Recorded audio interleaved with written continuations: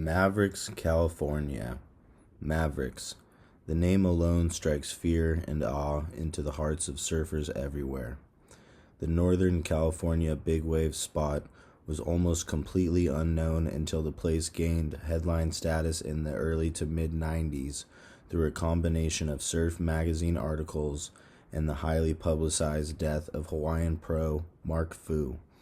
Ever since then, Mavs has been religiously covered by the media, become the leading challenge for almost every big wave surfer, and even received its own specialty contest. Because of all this hype and the fact that this fearsome reef break boasts some of the planet's largest surf, Mavericks has evolved into the most famous heavy water spot in the world, and in the process it has changed the way in which we look at big wave surfing. A large part of the reason Mavericks has had such an effect on the sport lies in its inhospitable location. Unlike previous big wave meccas like Waimea Bay, whose picture-perfect island atmosphere and tropical water temperatures made riding life-threatening surf seem downright appealing, Mavs is situated south of San Francisco in Half Moon Bay, right inside some of California's coldest and most shark-filled waters. Full wetsuits, hoods, and booties are the norm, and in just the past few years, 2 great white attacks have occurred on surfers and their watercraft at Mavericks. But the sharks and the cold are minor annoyances compared with the waves themselves. Breaking about a half a mile out in the Pacific in front of a huge house-sized rocks bordering the entrance to Pillar Point Harbor, the waves at Mavs are truly deadly. The spot doesn't even really break until it's over 10 feet, and from there it pushes the limits of rideability with 30-plus foot leviathans capping the outside reefs. In addition to this outside zone, there are 2 other takeoff spots: the corner, where the majority of riders sit, and Lates Bowl, another peak south that catches sets swinging outside the main takeoff zone.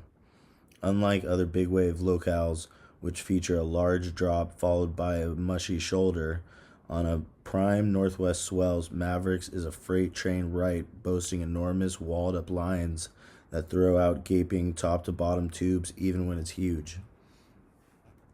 With such an intense atmosphere, one false move can cause wave riders to be pinned on the bottom, broken apart by huge rocks on the inside, or knocked unconscious by the force of the wave. This is as dangerous as it gets, folks. So do not under any circumstances attempt this spot unless you have many years of experience in heavy surf over 20 feet, and even then you still aren't safe.